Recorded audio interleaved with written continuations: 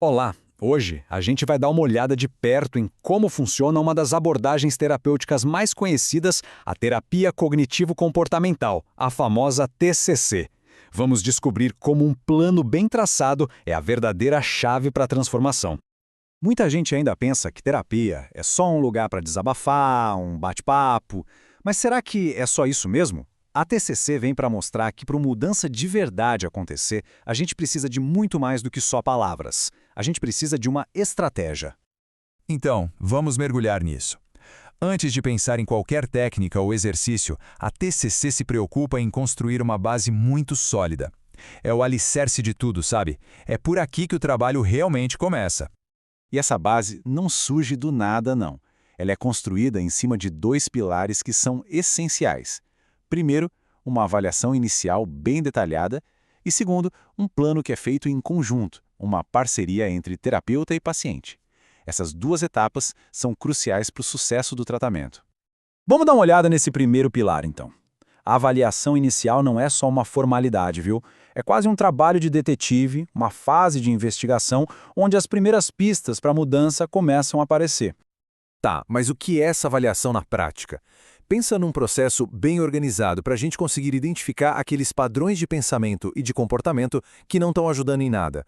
O objetivo aqui não é só saber o que acontece, mas entender por que e como essas coisas todas estão conectadas. Uma analogia perfeita para isso é a de desenhar um mapa. Antes de decidir para qual direção seguir numa viagem, primeiro é preciso saber exatamente onde se está, certo? Com todos os rios, montanhas e possíveis obstáculos do caminho. A avaliação faz exatamente isso. E esse mapa ele não é desenhado no achismo, não. Existem ferramentas bem específicas para isso. Entrevistas clínicas estruturadas, escalas que ajudam a medir a intensidade dos sintomas, como ansiedade ou depressão, e os famosos diários, que ajudam a pessoa a rastrear pensamentos e comportamentos no dia a dia.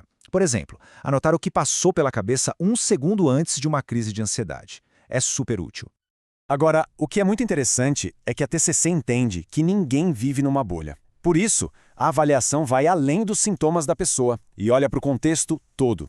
A vida social, como é a dinâmica da família, o ambiente de trabalho, porque tudo isso, claro, influencia e muito no quadro geral. Ok, o mapa da situação atual foi desenhado. Temos clareza de onde estamos. E agora? Bom, agora começa a fase do planejamento, que é quando a gente pega toda essa informação e transforma num plano de ação bem concreto.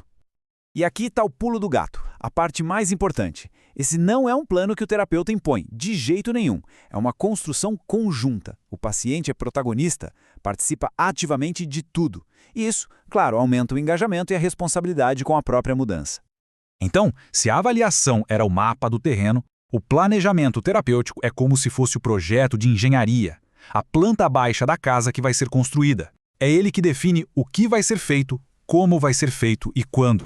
E esse exemplo aqui deixa a diferença claríssima. Uma meta vaga como "quero me sentir melhor" é difícil de alcançar, porque como a gente mede isso? Já na TCC, a meta é super específica. Reduzir os ataques de pânico de 3 para 1 por semana dentro de 2 meses. É objetiva, tem um prazo e dá para medir. A gente sabe exatamente como é a cara do sucesso.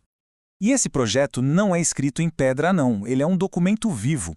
Ele define as técnicas que vão ser usadas, os critérios para a gente avaliar se está dando certo, mas, o mais importante, ele é flexível. Conforme a terapia avança, o plano pode e deve ser ajustado.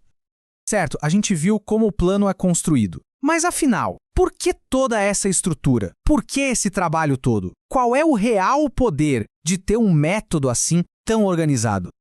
A pergunta que não quer calar é, no fim das contas, todo esse esforço de avaliar, de planejar, isso realmente faz diferença no resultado final? E a resposta, sem a menor dúvida, é sim.